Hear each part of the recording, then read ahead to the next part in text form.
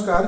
आज रेसिपी चिंगुड़ी तरकारी से आम नहीं अदा रसुण पेस्ट कटा होता पियाज कटा होता बिलाती किसी गोटी मसला एवं शक्तिर लंका पाउडर हल्दी पाउडर गरम मसला पाउडर एवं किसी कंचा चिंगुड़ी जो लंका हलदी गोलैकी आम रखीचु।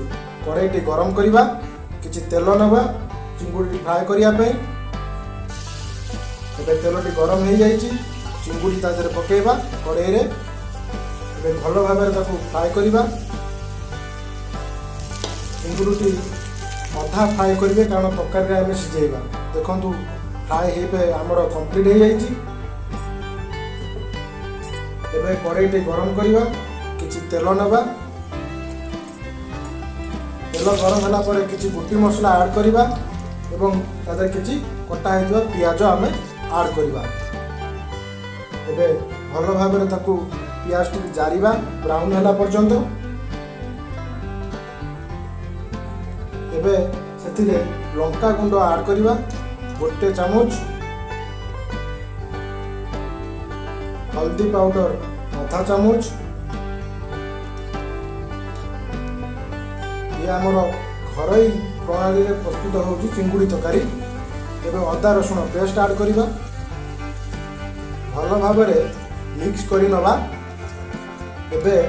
कलर पे आम काश्मीर मिर्ची काश्मीर पाउडर आम यूज करवा। आम यूज कर आधा चामच। मसला टी भल भाव कषा हाई फ्लेम रे जेपर्यंत से किसी तेल तेल न बाहरी। लुण ऐड करवा आम ऐड कर आधा चामच। मसला टी हाई फ्लेम रे 5 मिनिट कषा और ढांकी रखा। देखु आम बिलाती भी ऐड कर देलु। देखु मसलार कंडीशन आफ्टर 5 मिनिट्स बहुत बढ़िया भाव में मसला टी कषि जाइए तेल छाड़ा आरंभ हो जाए। तेल छाड़े से चिंगुड़ी आम ऐड करवा। चिंगुड़ी की आम 2 ରୁ 3 मिनिट भल भाव हाई फ्लेम रे कषा। जदि कषला बेले चिंगुड़ी रे मसला टी तले लगी जाए से अल्प अल्प गरम पानी आम देबा एपरी न लगे तले भल भाव आम कषा। आ समय चिंगुड़ी जो आम कषा से आम फ्लेम लो थी दरकार।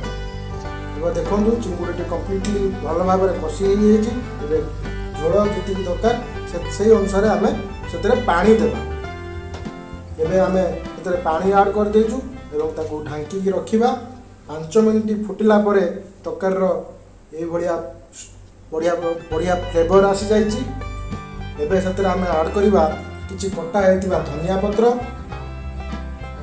एवं शक्तिर गरम मसला पाउडर।